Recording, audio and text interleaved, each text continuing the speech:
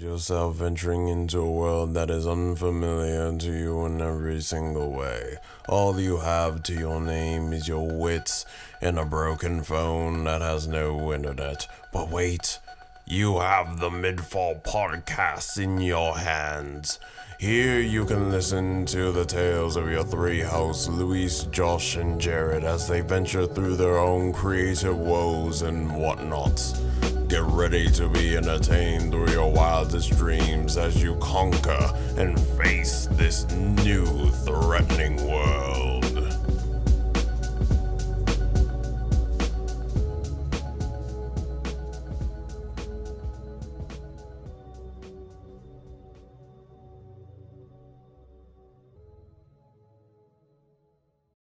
Hello everybody, how's it going? Welcome back to the MidFall Podcast. I forget what episode we're at right now. I believe, you know what, the timeline's all mixed up.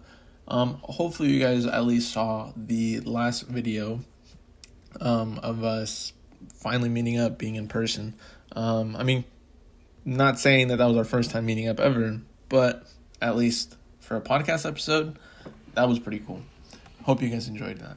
There's 2 more videos coming out on it, which we'll be releasing along with this video that we're recording right now.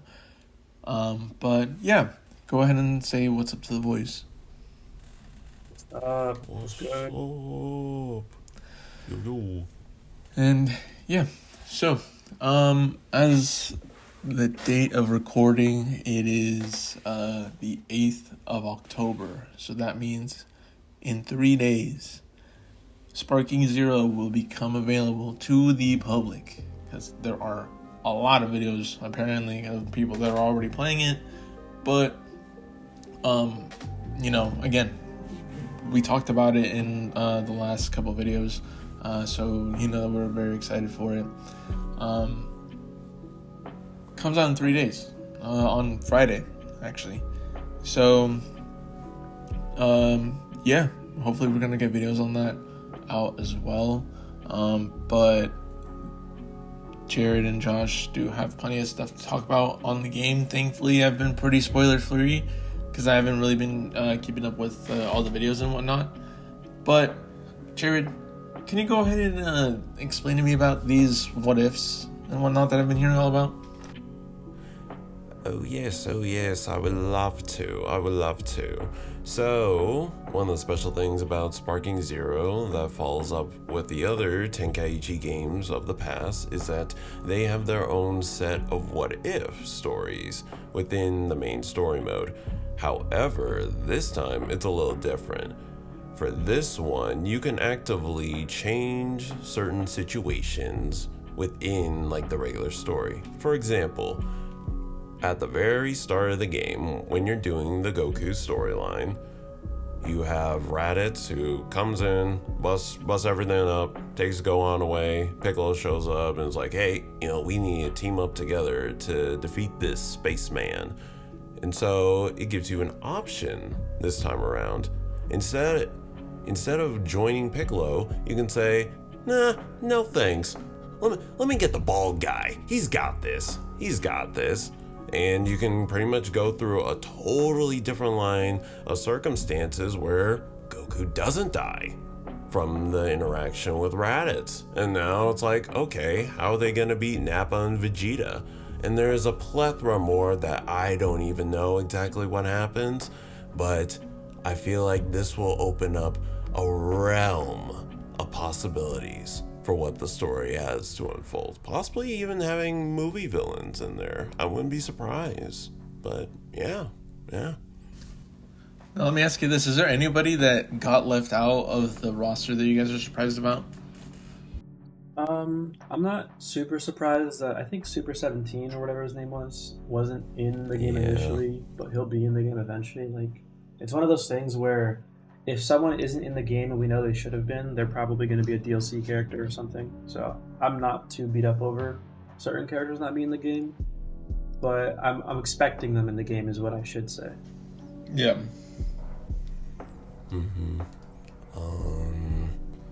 Yeah, I think Super 17 was probably the biggest one that was not included within the game. Also, what was his name? PyCon. Pycon, Yeah. he wasn't included. Oh, really? Either. Yeah, they didn't add him. That one's interesting. Yeah, like Josh said, probably they'll add them in with DLC. Also, a lot of Dragon Ball characters. Weren't included as well. Like, man, people were saying like, oh, Mercenary Tao is gonna be in the game, and I was like, oh, great, more Dragon Ball like villains in there. But nope, he wasn't included. Demon King Piccolo wasn't included. Tambourine wasn't included. General Blue wasn't included, brother. Like, hey, man, I'm all for them pretty much making this like the biggest roster in any Dragon Ball game, but you gotta include the original Dragon Ball villains and just characters in general. Like, you know, I felt like that was a little bit of a missed opportunity, but at the same time, I'm not like fuming over it. You know, It is what it is. Yeah. Just a missed mark on the like, you know, what could have been just a real wow. But yeah, exactly. All right, Yeshin, you wanted to explain a little bit about the leveling you were saying? It's more so, I did try the game out. There were a few things, I'm not going to spoil the game at all, but there were a few things that really confused me because I've had these features in other games and it's a little bit easier to play with these features, so maybe I'll edit my controls a little bit. But in Sparking Zero, there's like parrying and blocking and, you know, like teleporting behind the enemy type of combat in it. And it's a little confusing because the only thing I was able to do was play the tutorial, and I feel like that part was glossed over way too easily. Like, it just has you press the controls to know what they do. Like, oh, the square is a combination. It's like, okay, yeah, I can figure that out just by playing the game. But they just like give you 10 seconds to do, not like 10 seconds, but it takes 10 seconds essentially to do the tutorial part for the dodging and parrying and all that stuff. And I feel like that's the part I'm going to struggle with the most when I do play against you guys and stuff. So when you guys do play it, pay attention to that part. The controls, they have different controls for the controller, like depending on the classic or the new version they have. I did the new version because I looked at the classic controls and it's a little too complicated. Like, there's too much space between certain things, like going up and down in the air and like jumping and all that blocking and all that jazz. Everything's just like way too spaced out on the original controls. So I did with the new standard they have. But one thing I will ask, because I think I've asked this to you guys in the past, but I don't remember what you guys said. What platform do you guys plan to get the game on? PC. PS5. Jared, I'm disappointed. Man, that's all I got. Oh. Unless he gets it on Switch. You should totally get on Switch. You'd be the number one Switch player. Honestly though? Yeah, honestly though, because like, well, you know, the controls are gonna be weird on PS5. They're gonna be so incredibly weird, like so weird. Not like the standard at all, but like they're gonna be so weird to you, like incredibly weird. I was gonna say, actually, funny enough, there has been talks about how much it's actually gonna be, like, in terms of storage-wise of the game, and I believe it was people were saying it was around like 10 gigabytes or something like that. Really? Like 10 to 20, somewhere in that range, but that's like super small for a game that looks that good. Like, that's kind of insane. I mean, is it going to be like one of those, like, where it's like, oh, it's going to be 10 gigs, but then it's going to have you download 100 gigabytes? Like, after you download those 10 gigs, you know, like the installer's 10 gigs. You know what I mean? I don't know. It could. Because, like, GTA 5, I feel like it was that. Or, like, a couple other games, I don't remember. But GTA 5 was kind of another beast in of itself. Yeah. That thing was bulky. But, yeah. So, what are your initial kind of impressions, Josh, knowing that you got to, you know, try it out? I think the game, like, the quality is there. You could definitely feel it. There's certain moments, like I was watching even a friend play it at one point because I needed to work, and so as the friend was playing, he was like in the shop, and there's a shop where you buy stuff, and for one of the shops, it's not really a shop, it's like a mission thing. There's a character, I'm not going to say who it is just so you guys don't get spoiled, but there's a character that runs the shop / mission board thing, and that character, like, their voice gets quite annoying, especially in the English dub of the game, where they, like, if you select an option, you confirm it, and then you confirm another option right after, it just keeps replaying the same audio, and it starts annoying the hell out of you. Like, it annoyed me and my friend who was playing the game. But that's just like a little nitpick. But the what ifs are the things I'm the most interested in. I think I explained it in the group chat a few days ago. Like, I think there's the ability to make storylines or something like that. Jared, what was it again? Oh yeah, that was the custom battles that people can upload. Custom battles is something I'm definitely interested in. I definitely want to, hopefully, if the game becomes cross-platform in some sense, to where I can upload custom battles for people. I want to have videos come out on our gaming channel for you guys to try out the custom battles that I make, so that you guys can try them out, enjoy them, see how much rage it induces or not, and see if I have to make them more difficult for the future. Because I think custom battles, that's something I'm most interested in. Like, story mode for games, I love. I know this game is hated, but I think it was called, was it Ultimate Tenkaichi 3 or something like that? What was that one again? Just Ultimate Tenkaichi, right? It was the one where, like, you're flying around. Yeah, I think it was Ultimate Tenkaichi. Yeah. I bought that one a long time ago because I was interested in, like, their character creation that they did. But then the game ended up being a bust. But I really enjoyed the aspect of, like, going around the world. And you weren't necessarily doing, like, custom battles or what ifs, but it felt like it. And Sparking Zero gave me that kind of vibe, but in a better way. So I really want to, like, recreate that feeling, but for you guys, because I know a lot of people didn't like Ultimate Tenkaichi, but as, like, a teen playing it, I really enjoyed it.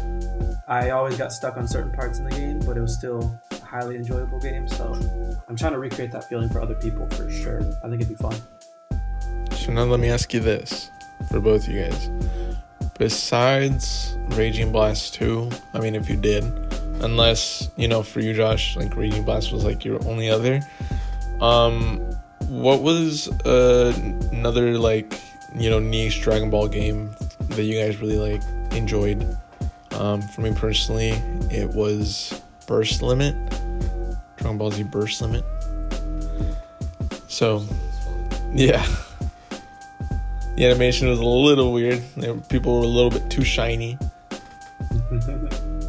But what about for you, Josh? Actually, Josh, did you have another Dragon Ball game that you played? Because I mainly just remember Raging Blast. Yeah, so if we're only counting, like, official Dragon Ball games, then Ultimate Tenkaichi, the Xenoverse games, a little bit of Fighter Z and Raging Blast 2 are the only ones I really played. I think any other one I played, it was at, like, your place growing up, like any of the Budokai games. I think we played one of those at your place as kids. Yeah. Raging Blast 2 is definitely the most memorable. I'm not gonna count any of the, like, anime crossover games because that doesn't really count. Ultimate Tenkaichi was one that definitely lived rent-free in my head because of the Gold Grade 8 Vegeta baby fight. I never was able to beat that fight. So as a kid or teenager, so if I ever get the game again, I'm gonna try to beat that fight.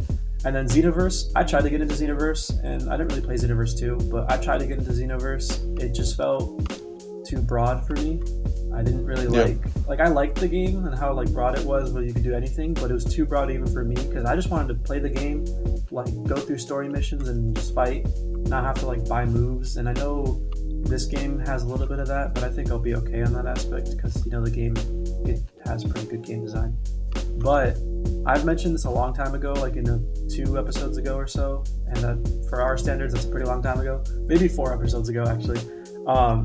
But there was a Roblox game for Dragon Ball Z that was not official.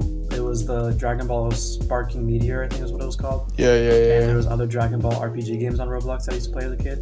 Those are the games that live rent-free in my head the most because I loved those games. It was so much fun.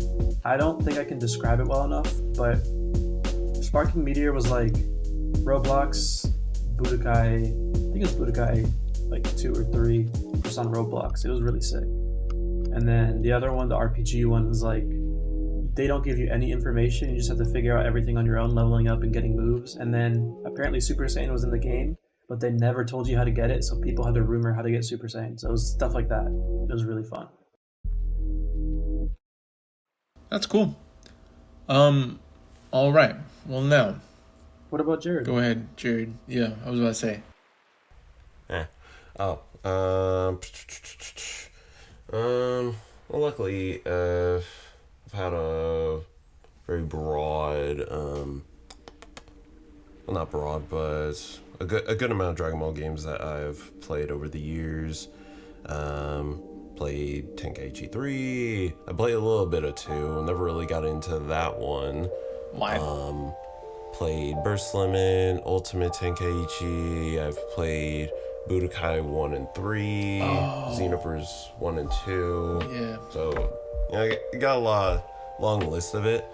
For me, if we're not counting Raging Blast 2, Tenkaichi 3, obviously played that the most. That was one of the first games that got me into the anime a lot more.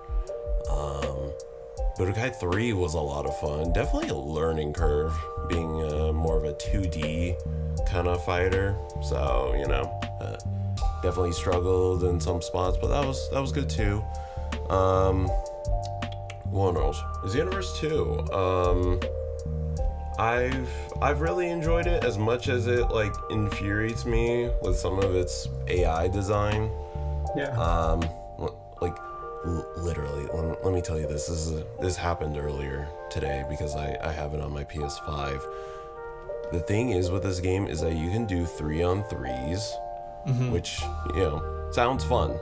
It sounds fun. You can do 3 characters. It could be CPUs. It could be other players. It doesn't matter. If you do CPUs 3v3s, literally all the CPUs go to you. They will instantly go to attack you. And the thing about Xenoverse 2 is that as much as it tries to be kind of a multiple fights going all at once, sometimes the AI is just programmed to just attack you, and you can only do one-on-ones. You can't just focus on 2 characters at once. No, you have to fight the one. So if all 3 of them come at you, you're fucked. That's it. You're just screwed. You will literally get destroyed, and then they'll just go to someone else, and you just be like, the fuck was I supposed to do here? So as much as I enjoy Xenoverse 2,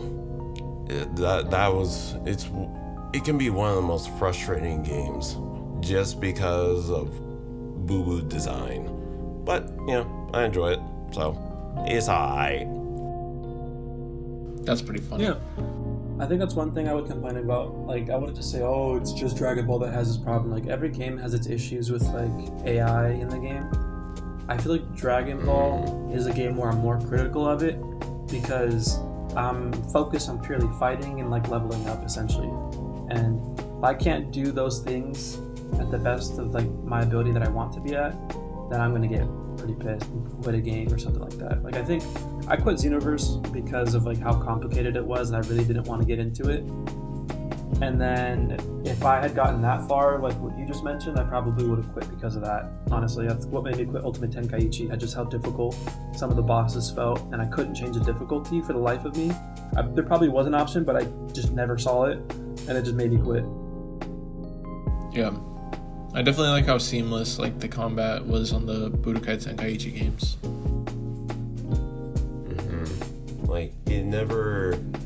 It felt difficult enough to where you can be okay, I can beat this. I just kind of have to think a little differently, and doesn't get to the point where, oh, I literally just can't do anything here. I'm literally just blocked out of it. That is where the games kind of need to be in order for them to really have longevity. If you have a point where you're fighting a boss and they literally are just doing unfair tactics, and it's just okay, that doesn't make me want to play this game. Yeah. No, No, that's valid. Like, this is kind of the mentality of what you just brought up. Like, this is a game that people have been waiting for a while, so of course they don't want to have like the difficulty of like this is impossible, but they want to feel like it's possible if they just figure it out. And I've had friends tell me like, oh, I don't care how difficult the game is really, because I've waited like, they've been waiting since like Budokai Tenkaichi 3 or something like that, or 2. And they're like, oh, I've been waiting 15 plus years for this, or like some of them said 17. I don't know about that one, but some of them said like 15 plus years.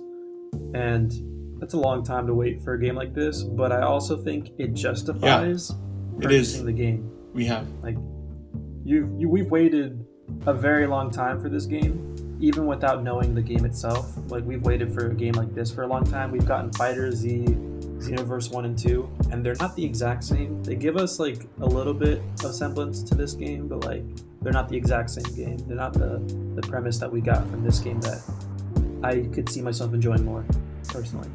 Yeah, definitely. 100%. Yep. Yeah, I think that Raging Blast was like the last one that really nailed that same style, because it did.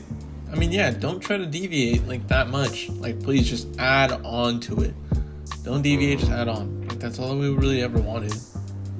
Exactly. So no. I agree. And then it looks like, and we're all hoping that is what this executed. You know, like that it is, you know, a Budokai Tenkaichi game at its base, but with everything that we've ever wanted added on. Exactly. So, yeah. At least that's what I'm hoping for. So. Have you bought the game yet, Luis? Not yet. Yeah. Because what were we gonna ask, or what were we gonna ask that for? I was gonna say you're gonna enjoy the game. I definitely think you will. I hope so. But that's gonna lead me into my next topic. The reason I haven't really bought the game yet is because I'm looking for a desktop for my standing desk. So I want to have my desk feel nice, and then, you know, probably the day that Sparking Zero comes out, I'll go ahead and get it. But yeah, that leads me to my next question. What do you guys like your setups to be? Like, for, you know, either work, gaming, like vibing, but just for me, my PC, my desk area is like my work / you know, fun, chill space. What do you guys like to have, and, you know, how do you guys like to make your space your space? If you want to go first, Jared. Sure. For me, I mean, just looking at the space that I'm doing, you know, all my recordings and whatnot right now, it's really cluttered. It's really cluttered, and a lot of it just has to do with, like, this desk being attached to a wall. So I can't really, like, move a lot of things. If I have my own setup, I love to just kind of have, like, if not a room for this kind of stuff, then probably just, like, you know, a desk that I can actually move around. I've been really wanting to get one of those standing desks. I've been really wanting one of those. Those would be fantastic to have. Something I can kind of like move up and down, so I'm not sitting down all the time. Have like a shelf or something for like my video games. Have a separate area to put my console over, and then have another area where I can do my recording stuff and whatnot. Like that would be the hope. That would be the hope for me, but in my own circumstances, I kind of can't do stuff like that. But yeah, that would be nice. I feel that. No, I think standing desk is like ideal world. I would love to have a standing desk, don't get me wrong. I just don't have one. But I like the desk I have. It's cluttered too. Like, mine's pretty cluttered. I need to clean it up. Probably will someday this year, before next year.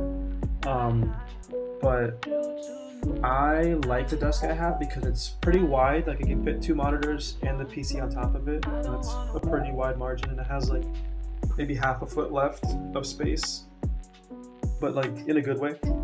And then that's the width, but then like going the other way, or the length but the width of it, I guess. It has a lot of space, so I have enough space for my mic and my keyboard on it, and of course my mouse. So that's all I care about really. As long as my stuff is on top of it, not on the floor, getting dust, I'm happy about that. I think a standing desk, if there was one, and there probably is one, that is like wider and larger, I would get it. Probably like a custom one is probably what we could do someday. Like a custom standing desk in which you just get the legs and you just attach it to a table that you already have. Like I don't know what the word is for that part of the table, but the one where you put everything on top of, you know what I mean? Yeah, just a desktop. Yeah, that's what I'm looking at. Yeah. That's what I'm doing right now. I'm just trying to get the desktop from IKEA. Yeah. It's not that expensive actually. I mean, it's I got my standing desk. Sorry to interrupt you, but I got my standing desk for like I think $140, and it came with the tabletop. It's just that the tabletop was super cheap, so it broke after 2 years, and so that's why I'm getting this new one. And this new one, it's a big size. It's 63 by 31 inches, so it's deep and wide, and that's gonna be $70 or $80. So you know, yeah. I mean, the legs themselves, you know. Like I said, $150 normally, so below $250 you can get a nice one. Yeah. Space is, I think, like the goal above everything else. I think that's like, I just want real estate, you know, because I do also have my desk be cluttered plenty of the time, so I think just having that, like I said, real estate will make it less cluttered, just because I have space to actually put things. But yeah, now it's October again, first week we just got done with. What are some of the things that you guys normally like to do around this time? Normally for me, I like to light up a candle, and in the evenings, just whenever I have free time. Honestly, I think that this is when I'm most like creative, I guess. It brings out just like wanting to be kind of inside, and the colors and the whole vibe, with your, you know, mood. So that's when I feel like I get to work the most, creatively at least. But yeah, I like to stay inside a lot, so that's why I think, like I said, lighting up a candle, putting on some background video of some rain sounds, or like I have right now, a freaking autumn trees in a library with a couch and a fireplace going on, some jazz playing, you know, like jazz. Jazz? Yeah. Jazz. What do you guys like around this time? Pumpkin bread too around this time. Oof. Go ahead. Go ahead, mans. Go ahead. Dude. So it's not that I enjoy this only at this time of the year, but this is the type of stuff I enjoy that happens to apply at this time of the year. Because I don't usually do anything special. I'm usually inside all day just working. But I love pumpkin flavored things. I know pumpkin spice lattes a thing that people hate. I think it can be good depending on where you go. Sometimes it's good at Starbucks. Yes. Sometimes it's good at other places that it's like more local. But yeah. But I like breads and stuff like that too. Like pumpkin bread isn't something I usually have, but I like it. I know banana bread isn't in season. Like it's not a only October Halloween thing, but that just reminded me of that. So I do like banana bread. I am a big fan of pumpkin pie, or like pumpkin, I think it was like muffins or something like that. Those were pretty good. I remember those growing up. Those were amazing.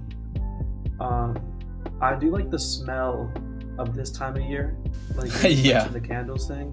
The smell this time of the year is my favorite smell, because it's not like, oh, it's raining all the time, but it's the theme of the smells are a lot more like cozy. Not strong, but like cozy. Yeah, they're cozy, and I like that vibe. I'm a very stay-at-home, be cozy person. I like being outdoors. Like, we recorded that podcast. I think the episode's probably coming out before this one, either right before or like a week before. I'm not too sure. In an episode, we went outside and we were like getting bitten by flies and stuff like that. But in that episode, we were cozy, but still having fun. Like, sure, we were getting like nailed by the flies, but it was a fun vibe. It was really enjoyable with just the three of us doing that. And that's the type of vibe I am, where I enjoy being indoors, but I can go outdoors. And this time of the year is one of those times of the year where I can enjoy being indoors or outdoors. I'm a very jacket weather type of person, and I believe this time of the year starts cooling down where I live, and then winter time is when I can use jackets, so I prefer the winter for it. But this time of the year, sometimes I get the chances, and it's not as like freezing cold, so it's really nice to wear jackets, which I like. Nice. Yeah. Go ahead, Jared. Dude, I love this time of year. This time of year is wonderful. Even just like not even just like around this October month, but just like the whole fall season. I absolutely love it. I think it was yesterday. I was working, so it was like all over the place. But I looked outside, and there's like some trees right across from my job, and I started seeing the leaves falling. I was like, oh, soon, because it has been so goddamn hot. It has been so goddamn hot. It still is. This freaking heat wave, bro. Like, I love to do all the stuff I normally like to do around this time, but it's too damn hot to do any of it. Yeah, I mean, we're used to this, man. It normally gets cold over here around like mid-November. Consistently at least. But sheesh, man. Because those in the mornings, especially over here, you get the bay fog. You get Carl. So Carl. Yeah. So it feels like, oh, it's moist. It's like, whoa, is it gonna rain today? Whoa, I need to maybe put like an overcoat on, like a rain jacket on. Nope, it's gonna be 100 degrees later. Yup, it is garbanzo beans. It is garbanzo. But to go back to the topic, normally, what I like to do, man, I love wearing jackets. I love wearing my jeans, man.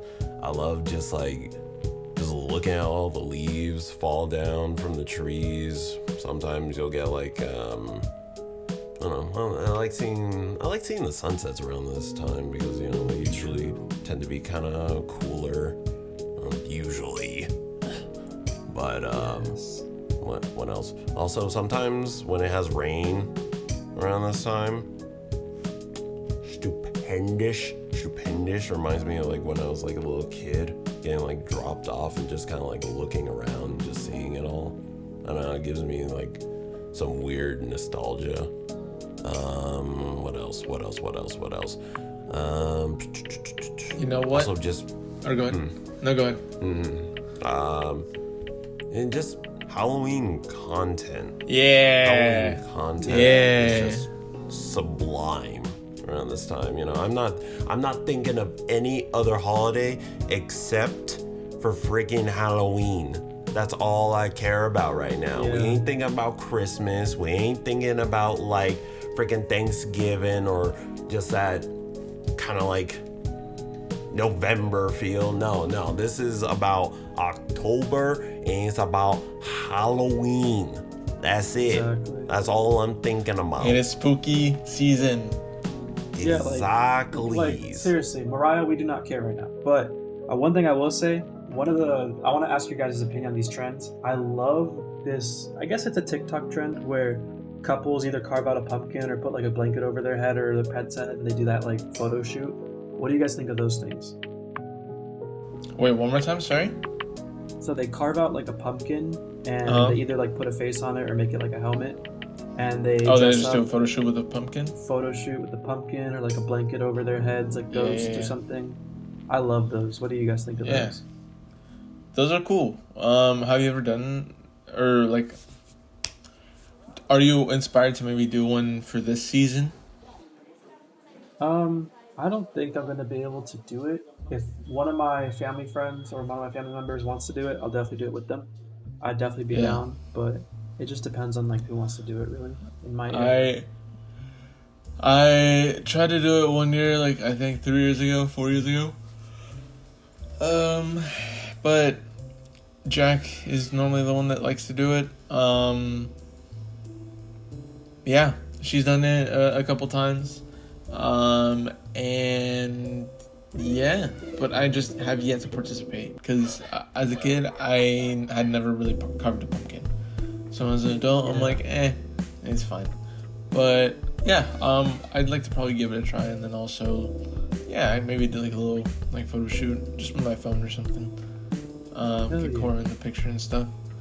But because I think Jack was a brown M&M for Halloween one year, and Cora was just a box. Oh yeah, Cora was a boxer.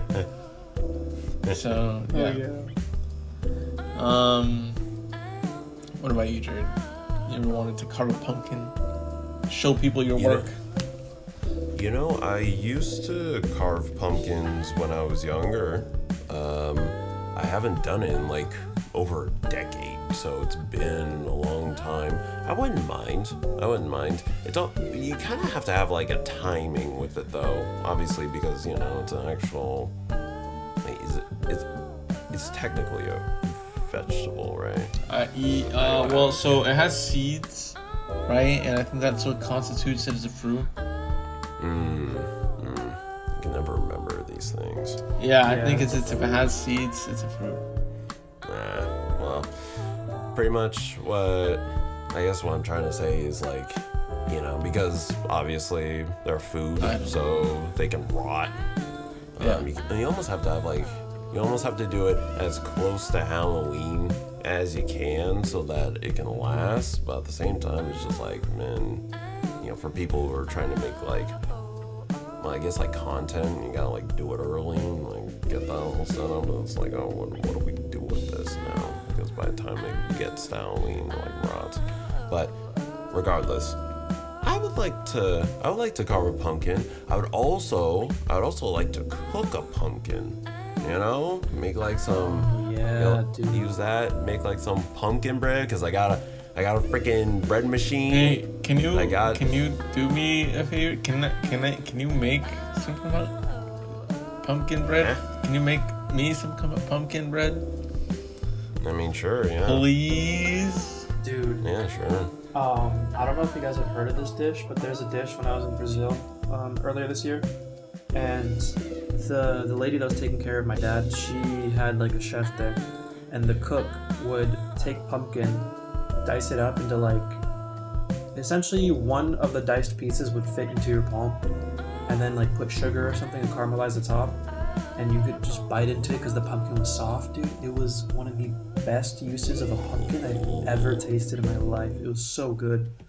It's probably a super simple thing to do, but it was so good. Oh my god, I don't know what it's called, but it could be something basic like caramelized pumpkin or something, but it was just so good. That sounds immaculate. Oh, that yeah. Sounds immaculate. Oh, but the sunset thing that you mentioned, Jared, that's something that I did almost a week ago, I would say.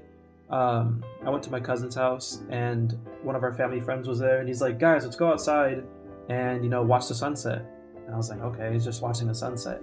And I know Luis has done this before, where he's invited friends to go see the sunset, whether it be going on a small hike to go see the sunset or just driving up to somewhere. And I didn't realize how nice it is to just relax, even if you're on your phone, but just relax with the sunset right in front of you. Because I don't know, this time of the year, like you mentioned, it's really beautiful. Over here, the sun itself is very orange because of the dust, but then the areas around it have a purple tint to it because of the dust, I think, as well. And it's really pretty. I really like watching sunset. I like watching the sunset this time of the year for sure. It's really lovely. Yeah, well, that's cool. Luis, check your Steam. I think I sent you a message on that. My Steam. A sacred message. A sacred message. You motherfucker. Let me see.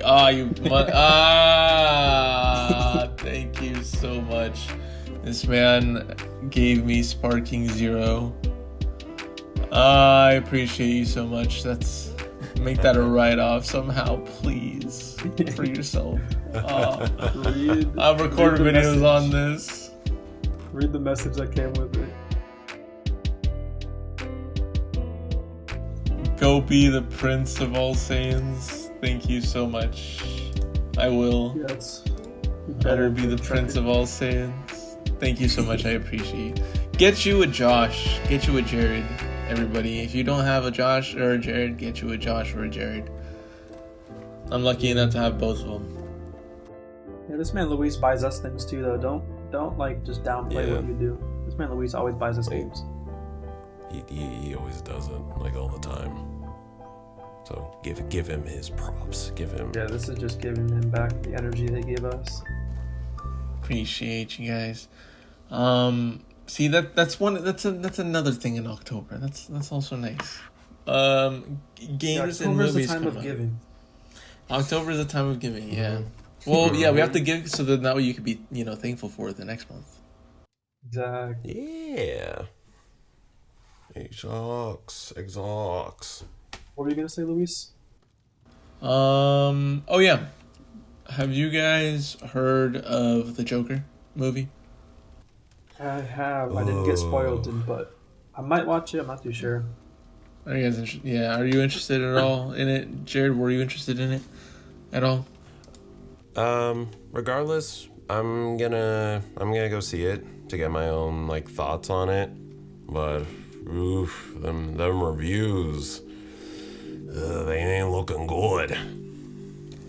Yeah, I feel that. They ain't looking. Did it get good reviews though? It did not.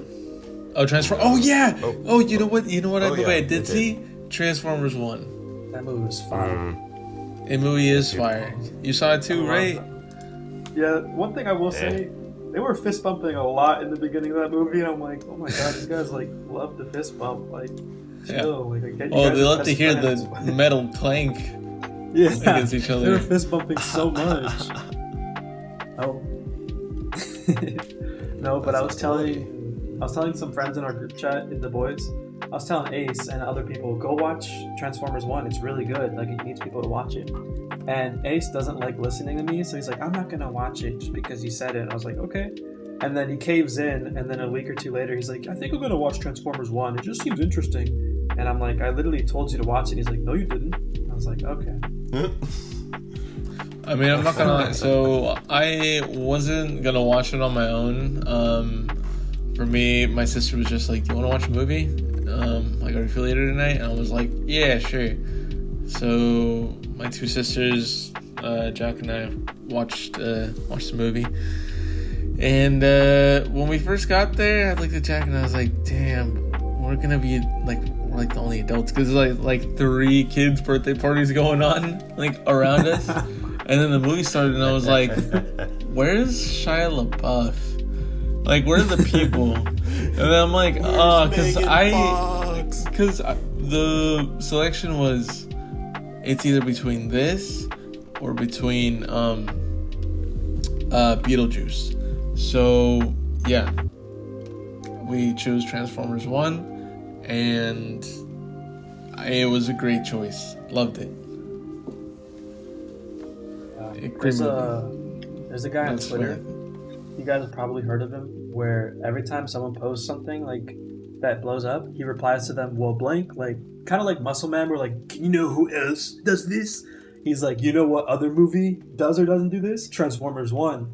And he just has done a whole marketing campaign for the movie. And I think he has 30,000 followers on Twitter now because of that. Holy crap. Yeah. Wow. Actually, I'll pull up a tweet real quick. So this guy, he is Yeah, so like someone tweeted, I ain't even a Transformers fan, but this dude is slowly making me want to watch Transformers 1 with his need of back surgery from carrying the marketing for the movie. So if we checked our general chat, like KSI's been under some controversy for like his lunchly thing. And then underneath the tweet, you may not enjoy KSI's song, but if you want to enjoy something else.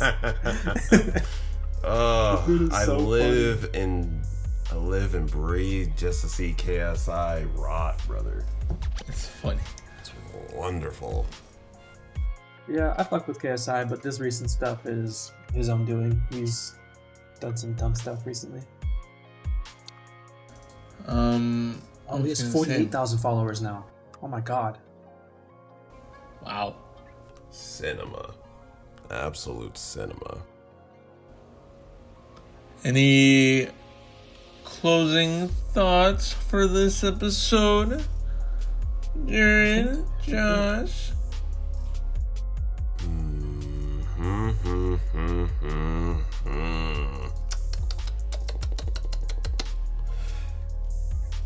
If y'all want to go back into the Sparking Zero talk. This account is crazy. Continue. If you don't know, in the ranked online of Sparking Zero, you have a maximum cost of 15 battle points, and each character is assigned their own battle points. For example, if you wanted to add like Beerus to your team, he costs 10 battle points. So you can really only do him with like a level 5 battle points character. So I've already asked this in the chat multiple times, but you know, we gotta let the people know if they ever see us in these online ranked, what we are cooking. What is y'all's team? So I watched a friend of mine play it, and he only had 2 characters. I think he had like, dude, I forgot what it was, but it was like Super Saiyan 4 Gogeta, and then like SSJ. It was like Super Saiyan GT Goku, Super Saiyan 3 GT Goku, or something like that, is what he did. And I was sitting there like, how can you handle 2 characters? Like, you got to play perfect essentially to have 2 characters on your team. And actually, it probably wasn't SSJ4 Goku and SSJ3 Goku. I think it was SSJ3 Goku and someone else, and he transformed up. But I think minimum, I need like 3 characters minimum. So I would probably go like, let me see. I'm looking at the image right now, so let me determine it right now by looking at the image. Oh, please do. Yeah, I sent them what exactly each character's levels are. I may put this in the video for anyone else to see as well, but yeah. Dope. I mean, I had Super Chinimba, Topo, Ribrianne, Giant Lord Slug, Grade 8 Vegeta, and then Tapion, Oob, King Cold, and Jace. Very nice variety right there. A variety of characters. Yeah, I think I'm going to go Teen Gohan for 6. Then I'm going to go base GT Goku for 5, so it's 11 total. If I have 15 total, right? Is that what it is? Yeah, it's 15 and total. And then I'm gonna go. I have 11 points used so far. Then I'm gonna go. I might change it up actually. I'm gonna go base Gohan and base GT Goku. Base Teen Gohan, I mean. So that's 9 points total. Then I think I'm going to go. 9. I'm tempted to put Mr. Satan just as a joke, so I'll put him as 10 total. I low-key think Cell Jr. might be pretty nice, so I'm gonna go Cell Jr. So it's like what, 13 right now? I have 2 points left. I'll go freaking shoot. I'll go Vidal just for fun. Ooh. Wow. Okay. It's hard to pick a character. That's the thing, because like the higher priced characters are much better than the lower priced. But it's nice to have lower priced characters because of the health, and like you last longer in the battle. Essentially, you just have to land combos and stuff. Exactly. Yeah. That's a cool take. So for my team here. So for mine, I have a couple choices. For my first selection, I was thinking of a Garlic Jr., Oob, Piccolo, and Yamcha team. Kind of more low-ranking characters. Second one I got, which is very convenient that they have this, is a full Ginyu Force team. If you add up all the Ginyu Force characters, they all match up to 15, which is really cool. But also, I was thinking of a Super Goku and Vegeta along with a future Gohan. That way, you could do a nice little fusion. So, yeah. But yeah, if y'all see us, make sure to let us know. Yeah, just so you guys know, Jared and Luis are going to be better at the game than me. Probably Jared. Maybe. So go ahead and dog on Jared the most. Yeah, exactly. But once Josh's competitiveness comes out, it's going to be him and Jared competing for first, I feel like. Because once Josh gets driven into a game, if he's not the best at it, or just like on the winning side of things, boy, he'll make sure that he gets there. Mans can cook. Can cook. I get pretty into games. Exactly. But nah, Mans cooks regardless. And besides too, this is gonna be, are you gonna play this on controller or on your keyboard and mouse? Is that possible?